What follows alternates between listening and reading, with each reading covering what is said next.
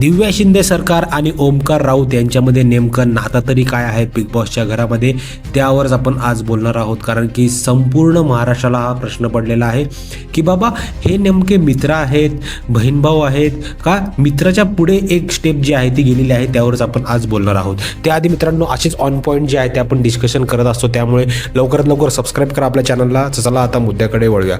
मुद्दा असा आहे की बाबा नेमकं आपली जी दिव्या आहे आणि ओमकार राऊत आहे यांच्यामध्ये चाललंय काय. तर हे बघा मित्रांनो, असा विषय झालेला आहे ना तिकडे, जे प्रथमदर्शी जे 1-2 आठवड्यापासून आपण बघतोय त्यामध्ये एक गोष्ट तर स्पष्ट झालेली आहे की हे दोघं बहीण भाऊ तर नाही आहेत.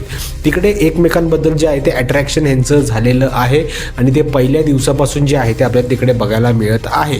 पण आता गोष्ट अशा झालेल्या आहेत की वाढत चालल्यात गोष्टी की त्यांच्यामध्ये जर काही भांडणं वगैरे झाले तर बाकीचे सदस्य देखील घरामधले जे आहेत ते इन्व्हॉल्व्ह होत आहेत आणि त्यांचे भांडणं सोडवायचा प्रयत्न करत आहेत किंवा त्यांना काहीतरी सल्ला देत आहेत की हे बघा हे असं कर, ते तसं कर, मग त्याला छान वाटेल, ह्याला छान वाटेल, हे सॉरी बोल, असं कर तसं कर. म्हणजे या संपूर्ण गोष्टी ज्या चालू आहेत ना त्यावरनं हे जे आहे नातं हे चाललेलं आहे मैत्रीच्या पलीकडे. आणि तीच गोष्ट जी आहे ती संपूर्ण महाराष्ट्राला ऐकायची होती. आणि खरंच मित्रांनो, ही आता दिव्या शिंदेच्या फॅन्सला ऐकायला आवडणार नाही, पण मैत्रीच्या पुढे जे आहे ती ही गोष्ट चाललेली आहे. माझं स्पष्ट मत आहे, दिव्यानी या ओमकार राऊतपासून लांब राहावं.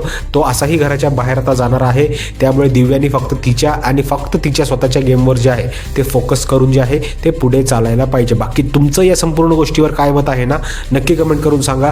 भेटूया पुढच्या व्हिडिओमध्ये. तोपर्यंत टाटा, बाय बाय.